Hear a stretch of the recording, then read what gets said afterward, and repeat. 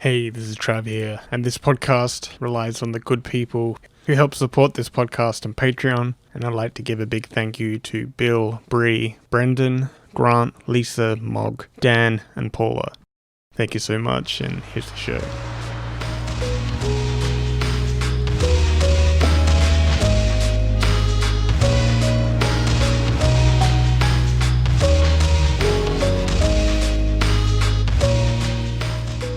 Hey, welcome to episode 184 of Tales from the Mind Boat, the slow-moving boat ride inside the canals of my mind.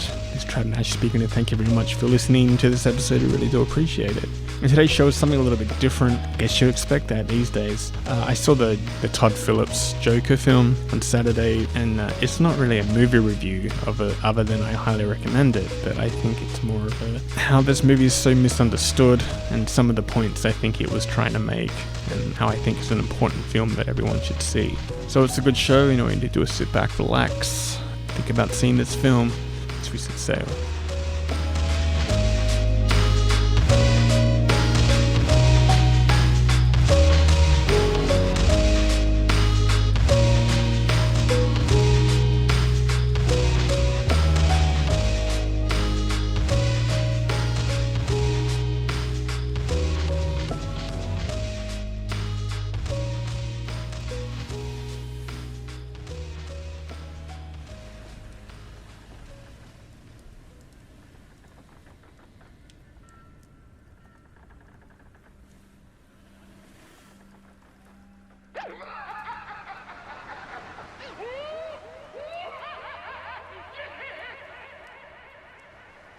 Just want to start this off by saying that I am not really a comic book guy. I never really grew up with Marvel or DC. In fact, probably the comics I read the most as a kid were Charlie Brown, Peanuts comics, and Garfield. Not only in the only section of the newspaper I ever really read, but also the collection books that you could get at the time that I used to find in second-hand stores.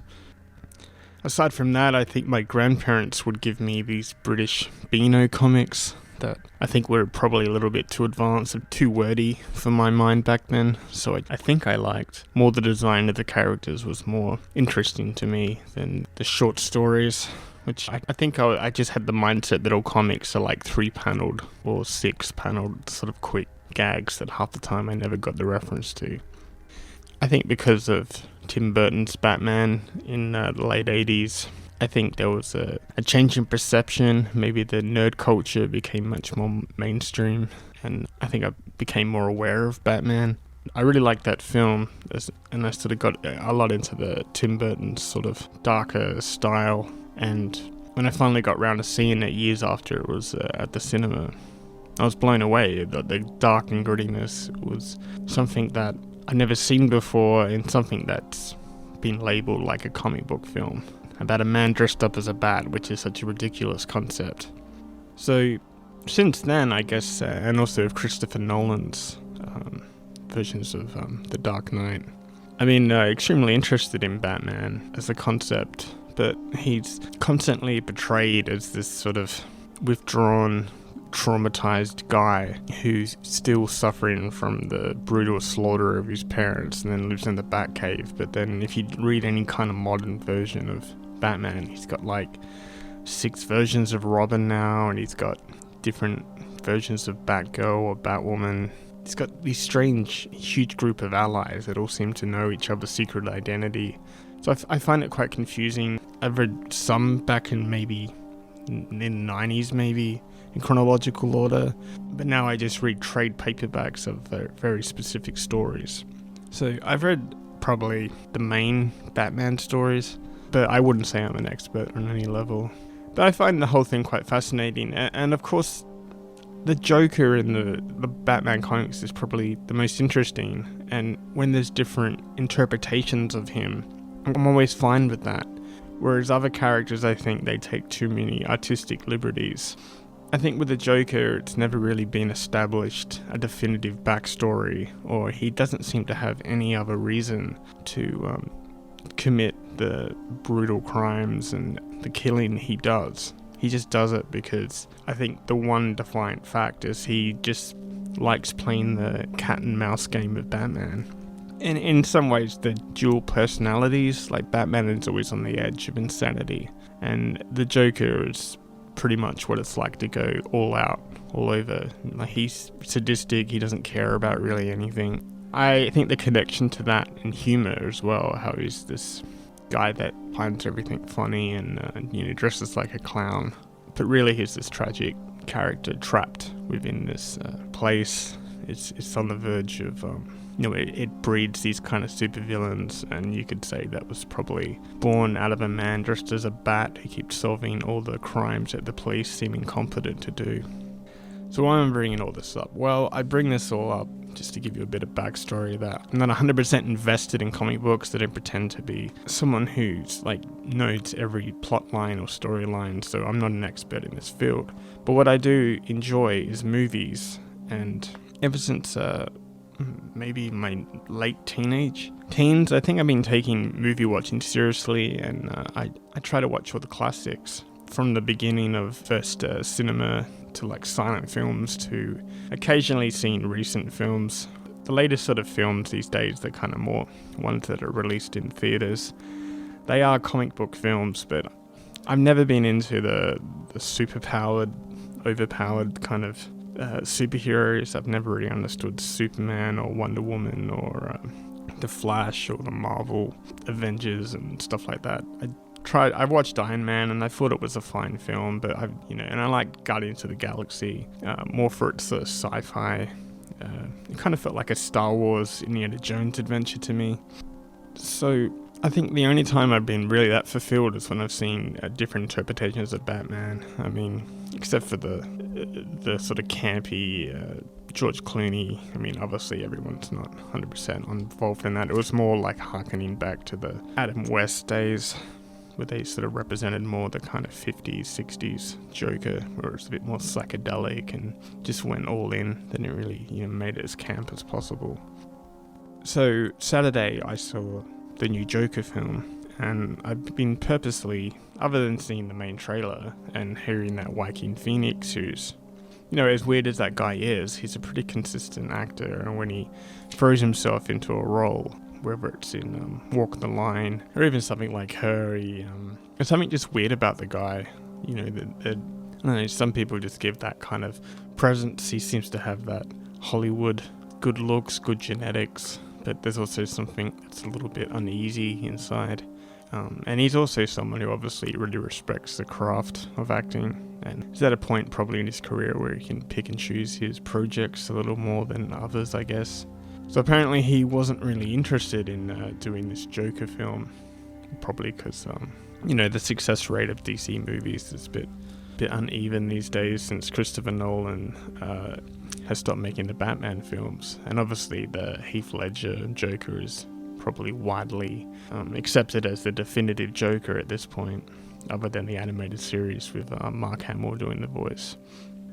So from the trailer, I just thought it looked really good. It looked to me between something like Taxi Driver, maybe some kind of deep psychological character study inside a troubled mind and how it breaks down. Looking into the psyche of someone whose life is mundane and expecting something to be a bit special, and when they strive for it, we live in a culture where we say to ourselves, well, if you just put your mind to it, the worst advice you can give anybody, because we all have to work within our limitations. There are people who, of course, can break through and exceed all expectations. But I think those who are just born naturally gifted in certain fields, I think you would always find that their natural ability to perform what they're good at and doing it well, that seems effortless to them, because it is. The genuine legitness of that, I think it always shines through compared to someone who you can see it's striving so hard to keep up to that level and has an incredible work ethic. I'm not saying that it diminishes it in any way, but I think the authenticity of the two, I think, is quite obvious to tell. So I'm not going to talk about plot. The Joker film, I think you should just go see it. And like the way I did it, I just watched the trailer. I try to avoid talk about it, other than I heard that it did pretty well in film festivals, and People, there's always these talk that people give it standing ovations.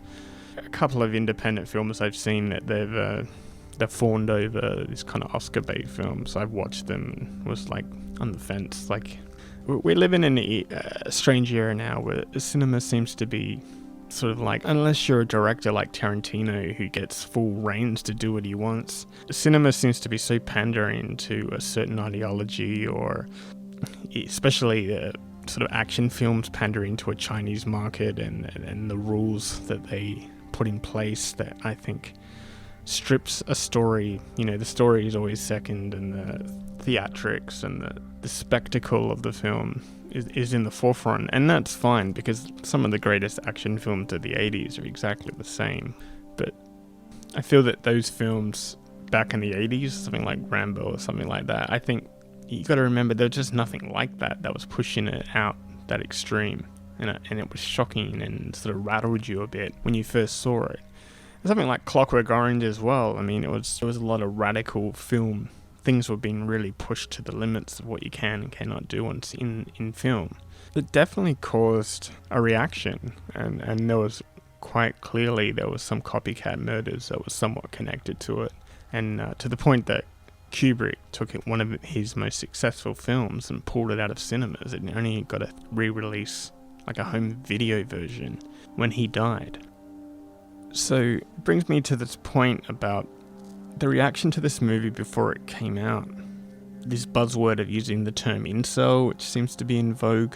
Just like a couple of years ago, social justice warrior was being shoehorned into every movie review, trying to work out what a director's political standings may lie and why they've made their choices, and people are just naturally assuming these things. But I think all these things are product of what we now live in the internet, where everyone can have a voice, people go on forums, and unfortunately a lot of people just stay within an echo chamber of everyone else's opinion that gets parroted back to them, which I've stated before.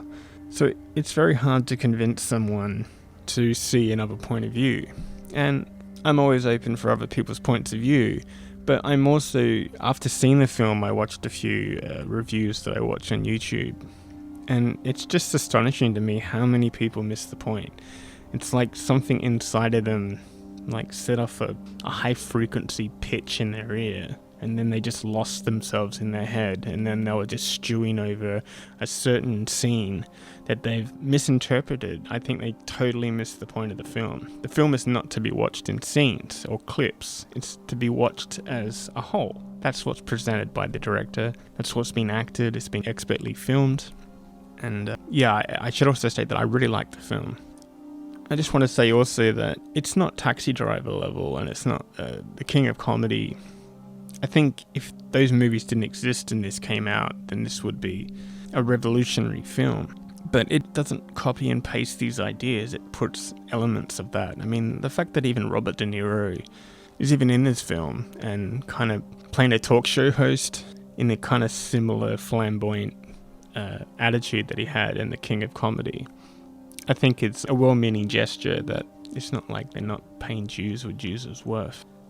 There's no sign in this whole movie that shoehorning this concept of an incel. First of all, this film is set in 1981, and it's not doing it because of this new wave of nostalgic reasons, setting something in the 80s or setting something in the 70s just for this overly romantic idealism, and taking all the good parts of that culture and then shoving it down your face because it's nostalgic.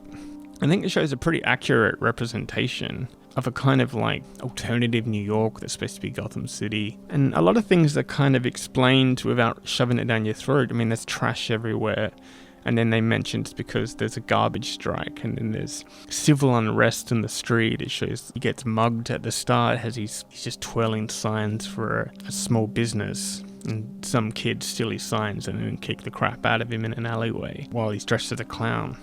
And I think it really illustrates straight off the bat that this is it's a dangerous time. The place is gassed. It just needs something like a small spark to set civil unease. And this kind of reflective in a way of the kind of how segregated and separated we really are, and how the internet forces us back into these caves where we can parrot off our ideals.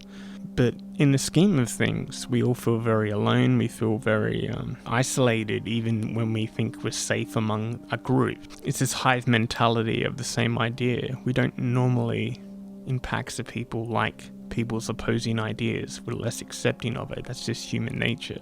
And when being confronted by these sorts of things, it's only natural to be quite aggressive, and a lot of people would just shut down and just consider their opinions right. There's no way of comprehending that someone else has got a different opinion. And that's fine. And I'm not going to say, well, this is my opinion. I'm going to say that it's just completely misunderstood. I think the people are making these statements, I don't think they've seen the film, or I've heard people walking out of the film, and I think that's the stupidest thing that you could ever do. If you've done that, and I think your opinion is 100% mute, because you didn't give the movie a chance. And someone who thinks they're a movie critic, I think you have to be quite objective. You can put parts of yourself into it, but I think you have to show a great deal of comprehension that goes above and beyond your agendas. And that is shown 100% in this film. When the Joker kind of causes this chain reaction of civil unrest, and his first time he kills someone, it's misinterpreted as, the rich versus the poor. There's like a huge wage gap in between, obviously, in Gotham. And when he kills these two, rich, young business kids that just got out of college and they're just pricks, and he shoots them on a train, it sort of promotes this wave of people who just start rebelling. They start wearing Joker masks, and they just go around smashing stuff and saying down with the rich, and starting this kind of collective misunderstood message. But also it shows them that a lot of them are not even 100% on board with this message. A lot of them are bringing their own agendas to this thing, and a lot of that comes out in the violence, like turning over cars and firebombing buildings and stuff like that, threatening to kill businessmen and stuff like that. And I think that's exactly reflects this reaction to this film before someone's actually seen it. Is people are bringing in these strange, their points of views and agenda, and then trying to wrap it into this movie that's getting a lot of buzz, people are talking about it, and then they're just using it to project their ideas. But that's 100% not what the movie is. It's not a complicated film in any sense. It's not some weird art house film where it's up to your interpretation. And it's not like a dreamy David Lynch film that gives you some of the pieces and then you assemble it yourself. I think its message is pretty straightforward. It has a reasonably simple narrative. But what it shows is a deconstruction of a man. He tries every time to be positive and to keep getting up when he gets kicked down. And then his life just spirals down. And in some ways, he's almost sympathetic to the point where you think, well, that's the human spirit. I mean, you kick it down enough, it's going to retaliate like a cornered wild animal. And that's kind of what he becomes. But then everything that the chain reactions that are launched, it's not because he's this criminal mastermind.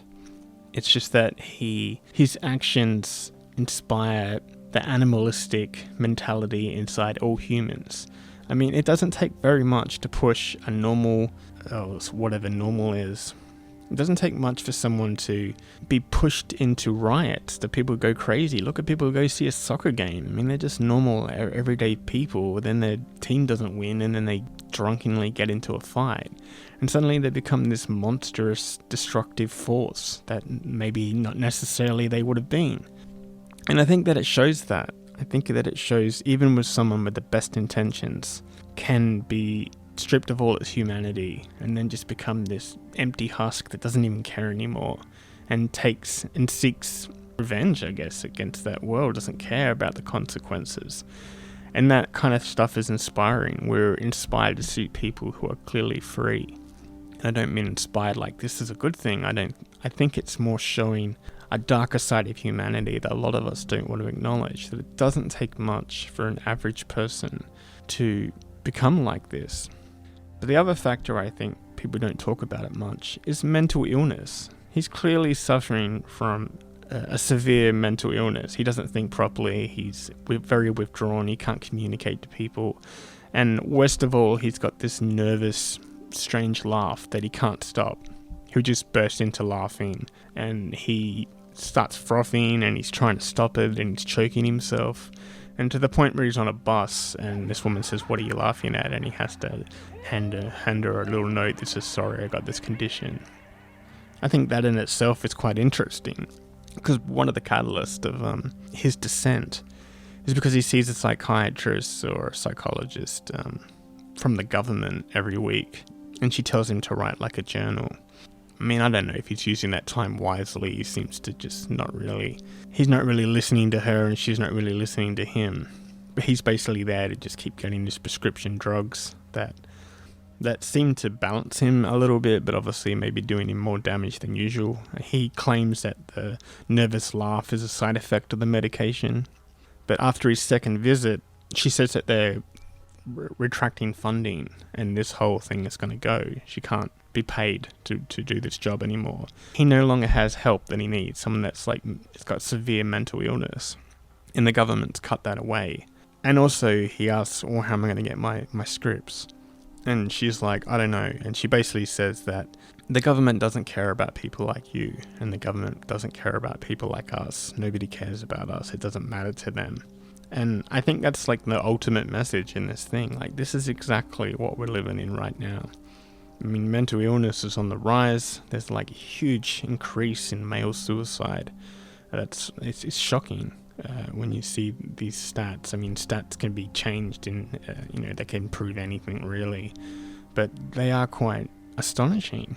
And I think it's because these facilities and the fact that there's like such a negative mentality towards the psychiatric community, and the fact that people that need to take tablets to maybe stay a little bit more balanced, and the access to it. I mean, how these things are quite still expensive. And, if you don't have any kind of income coming in, I mean, I don't know how you maintain it. And I think that's one of the biggest factors of this movie. It's like all these things, like a breakdown of society, a breakdown of his life, losing his job, being physically beaten down by citizens for no apparent reason that he didn't aggravate. And his just basic mental state where he's not sure what reality is. It's quite obscure. He sees things that don't exist sometimes.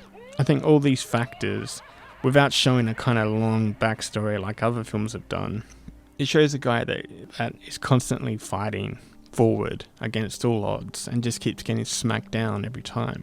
That sort of leads to the final kind of Joker-ish kind of version, but it's a reluctant Joker. It's someone that doesn't want the chain reaction that he started. He becomes like a symbol that allows people that with questionable moral decisions to do it in the name of what they think is his cause. They're projecting their own darker sides because he seems like a free guy that's just doing whatever he wants and doesn't show any emotion to it.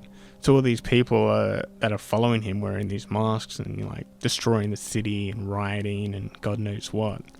Yeah, that they've all got their own individual agendas that they think, well, this person's doing this, so it's 100% right. I think this is what like people's beef is with it. They think it's going to inspire someone to go out and do these horrific crimes. But I honestly don't think that's the case. I mean, although it does suggest that in the film, I think it's a much more symbolic image. And I think also the distance that Joaquin Phoenix's character has from what he does as an action and not really owning it to the chain reaction of his actions. There's a distance between it. He even says, I don't know why people are doing this. I mean, it's like the Beatles' response with like just girls screaming whenever they just went in the room before they even played. And there's like an interview where they're like, why is this happening? And they said, honestly, we don't know. There's just a constant thing of mass hysteria. And the ironic thing is, this is exactly what like the printed press is doing. These sort of papers that still limp on like one leg and a crutch through life, still perpetuating fear to anyone over 60 who doesn't really understand the modern world and where they're heading, because their idea is, well, I'm going to die soon, so why the hell should I care? But I think this is an important film, and I think you should ignore the negative criticism of this film, because I've never read anything that's negative that I think understood this film. It doesn't have any other agenda. It's like a character study of a man who is trying to break free of his circumstance, and every time he does, he gets kicked down again. And that's much more realistic in life. I mean, this idea that you can just do whatever you want, put your mind to it, then you will be rewarded in the end for your trouble is ridiculous. You know, it's a life lottery that people get through. Otherwise, the whole world would be full of, it would just be such a different world because everyone would be doing what they want. There would just be so much more positivity and inventiveness. I mean, it's an idyllic world, but it's an impossible one at the same time. And that damages you. I mean, even if you don't have strong mental issues, I think the more times you get kicked down, the more you change, and it's not going to be for the better. It's not going to inspire you to be a better person.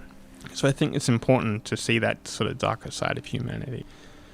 It's important that films sort of show this sort of stuff. I mean, although it's sort of nestled in this comic book world, I think it takes it a lot more seriously than other films. My only kind of critique of it is I wish that there wasn't a young Bruce Wayne and his father in it at all. I think this movie could have just stood on its own without any kind of connection to the Batman universe.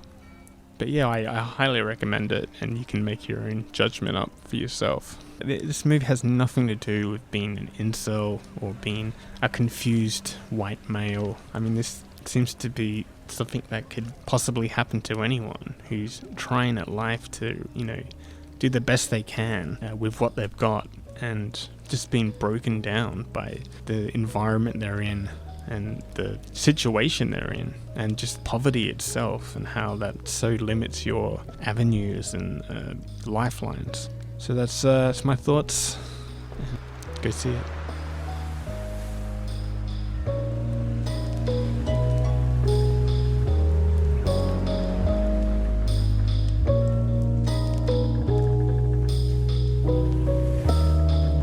So that's it for another week. Thank you very much for listening to this episode. If you want to help this podcast grow and become even better than what it is, and you liked it, then why not subscribe in the very device you're using, sharing this on Facebook and Twitter to people that you might think will enjoy it, or just retweeting it out to your many followers, or sharing it on Instagram, or even just telling someone to their face using words. All these things are highly effective to get the podcast out there, because I don't have the budget to put billboards saying listen to the Mind Boat. At the same time, I don't know if I'm going to get this right type of audience for this kind of podcast.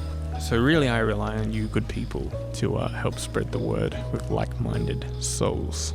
You can follow this podcast on Facebook and Twitter just by searching for Tales from the Mind Boat podcast. You can follow me on Twitter at Nashtopia, or you can follow my Instagram account at Trav Nash Draws Things. Theme music for this podcast is composed by Tim Witt. You can listen to his music right now on SoundCloud just by searching for Tim Witt Sounds, or you can buy his albums and pay whatever you feel is right on Bandcamp right now just by searching for, again, Tim Witt Sounds. This episode was put together and recorded unscripted by me. You're welcome, or I'm sorry. Either way. So something a bit different this week. Sorry it wasn't scripted. I tried to write out something and I just felt too mechanical, so I thought I'll just speak my mind clearly and hope that my point of view gets across. I'm not saying it's 100% perfect or I'm 100% right. It's just how I feel, and I think it needs to be addressed, these sort of strange criticisms of this film that I don't understand cinema and its true potential of reflecting the current state of all things that we need to address. So they're my thoughts. But really the question is, how are you doing? I hope you're doing well. Everything's okay. We need to look after yourself. Have a good week. Until next time, stay safe. Peace. Peace.